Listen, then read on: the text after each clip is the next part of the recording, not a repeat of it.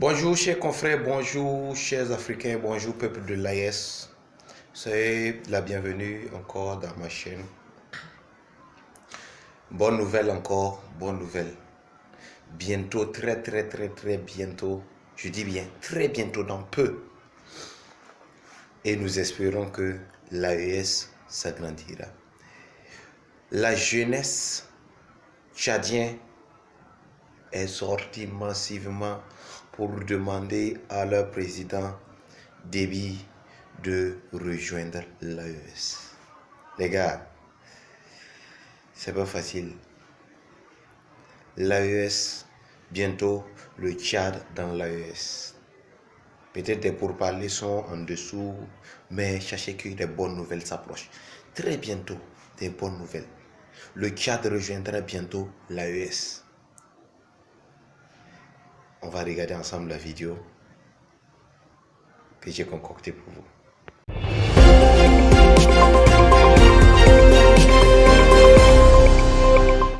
Bonsoir et bienvenue sur Afrique Libre TV. Aujourd'hui, nous allons parler de l'actualité au Tchad avec la jeunesse qui est debout et qui lance un appel très important au Marshal Mahamat Idriss Déby lors d'un rassemblement marquant le départ définitif des troupes françaises du Tchad.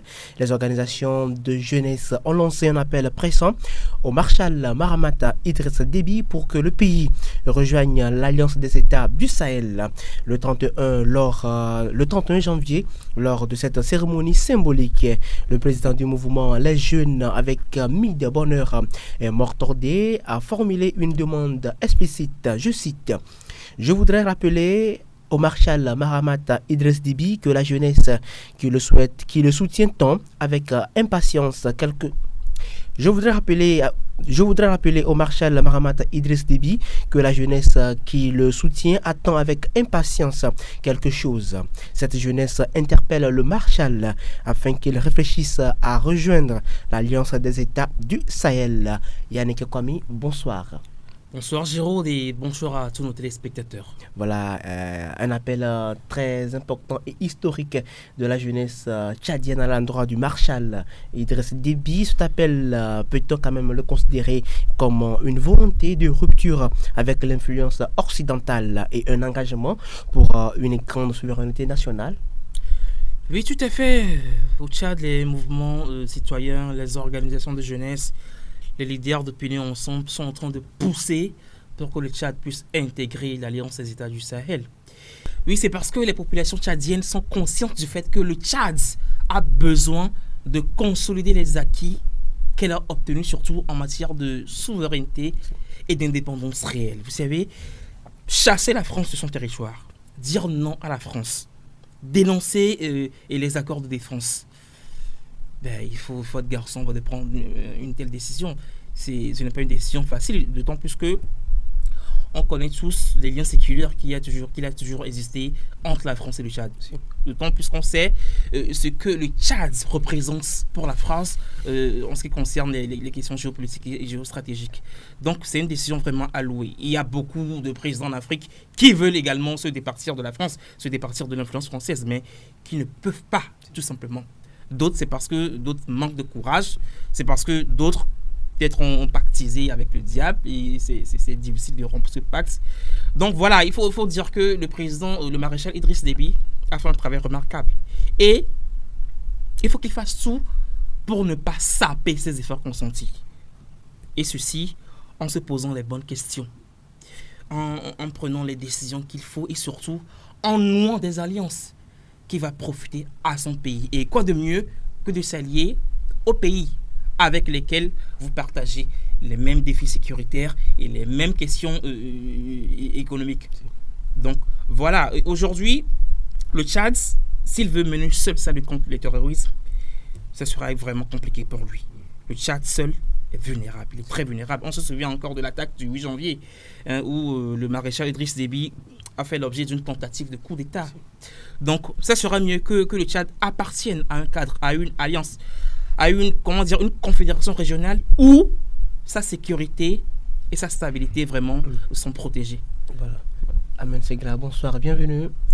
Bonsoir Géraude et bonsoir à tous nos téléspectateurs. Aujourd'hui, la jeunesse tchadienne qui lance un appel historique au marshal Mahamat Idriss Déby de rejoindre quand même l'Alliance des États du Sahel.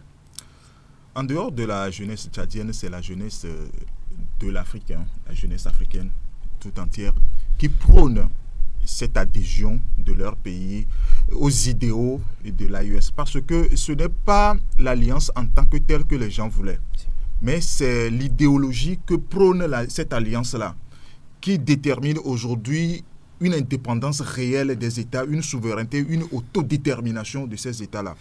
Vous en souvenez très bien que lorsque le Mali a pris option de tisser d'autres partenariats, cela a fait quitter la France. Mais pour le cas du Burkina Faso, c'est le capitaine Ibrahim Traoré qui a décidé de faire partir les troupes françaises de son territoire. Même scénario au Niger. Quand bien même avec cette décision, quand vous prenez le cas du Mali, lorsque les troupes françaises commencent par quitter le territoire, les autorités maliennes ont pris la décision de nouer d'autres partenariats avec d'autres blocs en dehors du bloc occidental. Même scénario au niveau du Burkina Faso et du Niger. Mais cela ne les empêche pas de réunir entre eux ou bien de tisser une alliance entre eux pour faire face aux défis sécuritaires. Quand bien même, quand vous prenez le Mali a ses partenaires, qui lui fournit des armes, qui les équipe et sur le plan militaire.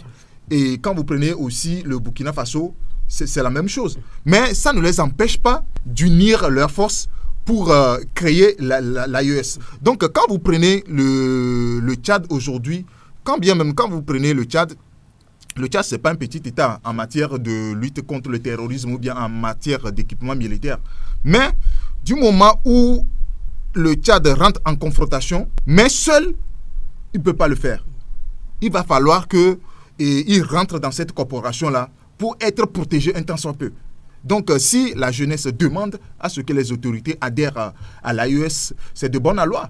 Parce que l'intérêt général de la population même en dépend. Parce que quand vous prenez le Tchad aujourd'hui, le Tchad a déjà coopéré avec ces trois États-là dans le cadre de G5 Sahel. Donc, du moment où la question sécuritaire est encore d'actualité, donc il est de bonne loi que le Tchad rentre dans l'AES pour harmoniser les choses à ce niveau-là. Oui, il ne s'agit pas de mener des actions ponctuelles avec les pays de l'AES. C'est vrai que le Tchad, tu l'as dit, le Tchad a eu à mener par le passé des actions militaires en soutien à certains pays, notamment aux pays des alliances des États du Sahel. Ce qui fera plus de poids, c'est d'appartenir à un cadre vraiment bien défini, bien structuré, où les efforts de sécurité vraiment sont mutualisés pour des résultats vraiment effectifs. Et tu viens également de le dire que le Mali, le Burkina Faso et le Niger, c'est vrai, chacun de son côté menait sa lutte. Chacun de son côté tisse des partenariats qu'il faut. Mais ils ont jugé mieux que le fait de fédérer leurs forces les amènera plus loin. On lui dit, quand tu vas seul, tu vas plus rapidement. Mais quand tu vas ensemble, en groupe, tu vas de façon, plus loin.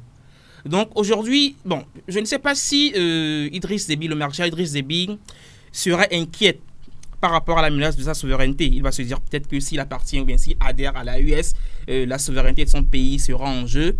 C'est un faux problème parce que lors de la réunion du 26 janvier entre les ministres des Affaires étrangères de l'AES, son Excellence, le ministre des Affaires étrangères malien, Abdoulaye Diop, l'a dit que dans l'AES, tous les États, tous les pays sont égaux. Il ne s'agit pas qu'un pays est plus supérieur à l'autre. Non, ils sont tous égaux. Donc, les décisions vont être prises unanimement et de façon concertée. Déjà, l'AES existe, mais ça n'empêche aucun pays de prendre des décisions unanimement. Il y a également des actions qui se font dans chaque pays, sans forcément dépendre du bloc sous-régional.